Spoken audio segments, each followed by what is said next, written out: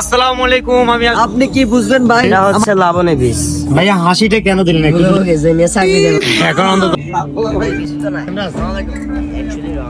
আসসালামু আলাইকুম, আমি আশরাফুল ইসলাম। কম বেশি অনেকে আমাদের ভিডিওগুলো দেখেন। আমরা আজকে দ্বিতীয় দিন কক্সবাজার অবস্থান করতেছি। কক্সবাজারের দিনে যে ভিউ তার থেকে বেশি সুন্দর হচ্ছে রাতের ভিউ গুলো।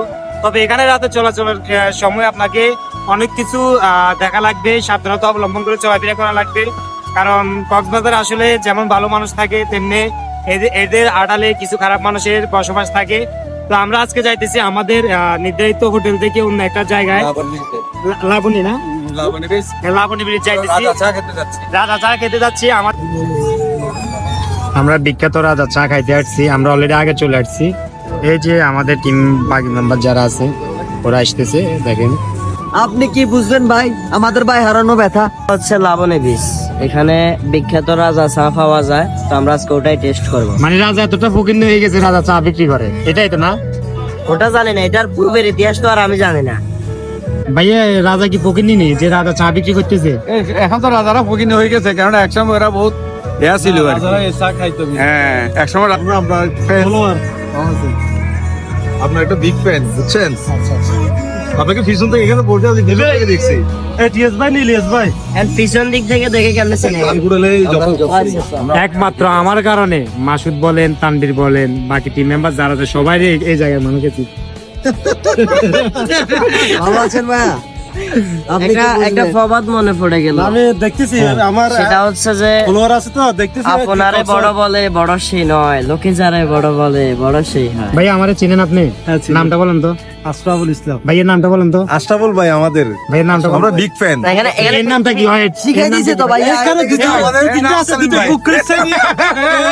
আরেকটা আছে সুধি সেলিম। তোমার এক নাম ডিপলি আমার নিয়ে চিন্তা করে, এটা বুঝতে হবে। এখানে কাহিনী হচ্ছে কি জানেননি? কথা বলছি মাসুদের মানে এত যে নাম যেটা ওটা কেউ চিনে না।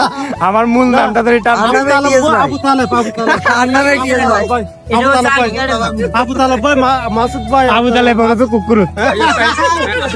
আইডি কার্ডের নাম তো বলে দিছে ভাইয়া। আচ্ছা আচ্ছা, আর নাম ইলিয়াস ভাই। যাই হোক, আমরা হচ্ছে এখানে বিখ্যাত রাজা চা খাইতে। হাসি দেখি রাজা নাই, সব রানী বল বলিস। এটা ভাইয়া হাসিটা কেন দিলেন একটু যদি কাইন্ডলি বলতেন। মানে কেন আসছেন আপনি এখানকার? জি না, কোন জায়গা? আমার দেশের বাড়ি নোয়াখালী। নোয়াখালীর মানুষ তোমার দেখে আসতেছে, তার মানে বুঝো এটা নরমাল, যেহেতু আমার ভিডিওগুলো আঞ্চলিক ভাষায়, তো এই ক্ষেত্রে নোয়াখালীর মানুষ আমাকে চিনতেই পারে। এমনি ফেনীর একটা ব্রাইট থাকে না, মনে হয় যে আমরা ফেনীতে অবস্থান করতেছি, এরকম ব্রাইট থাকতেছে। আমার কাছে ওরকমই লাগতেছে। রাজা কই? রাজা ভাই ঢাকাতে আছে। ঢাকা রানী কে কই? রাজা মেয়েতে আছে। ওনাকে একটা কল লাগান। আমরা তো রাজার সাথে দেখা করতে আসছি। ঢাকাতে তো তকবির দেয়, এটা কি বুঝলাম? সব রাজা ভাই দিয়ে ফাটায়।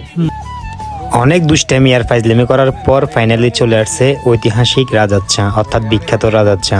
দেখতেছেন মাসুদ এটা নিয়ে একটু ঘাঁটাঘাঁটি করতেছে। বাইরের যে আউটলুকটা ওটা অনেকটা ক্লাসিক্যাল আছে, যেটা আমি দেখে বুঝতে পারলাম। এবার দেখি চাটা ট্রাই করা যাক।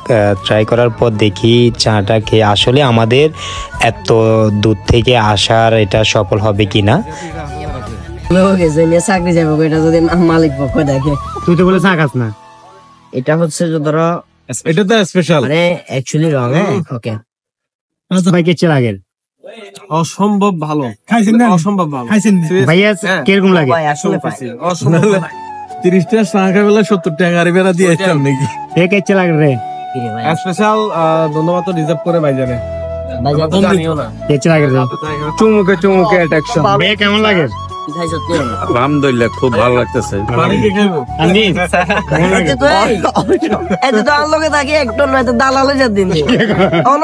অসম্ভব ভালো বলে মুখে নেই না, অসম্ভব। আমার কাছে মাসুদ ভাইয়ের কথাগুলো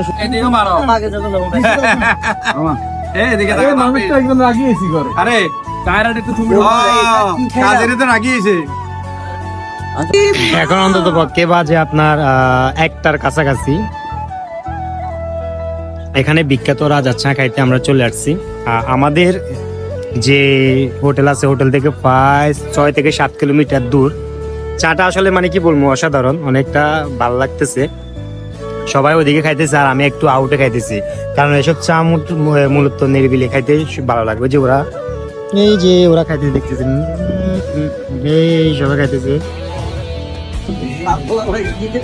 আজকের ব্লগটা আপনাদের কাছে কেমন লাগছে অবশ্যই কমেন্ট করে জানাবেন। যদি ভালো মনে হয় তাহলে নেক্সট টাইম আরো ব্লগ নিয়ে আসবো। ওই পর্যন্ত সবাই ভালো থাকবেন, সুস্থ থাকবেন।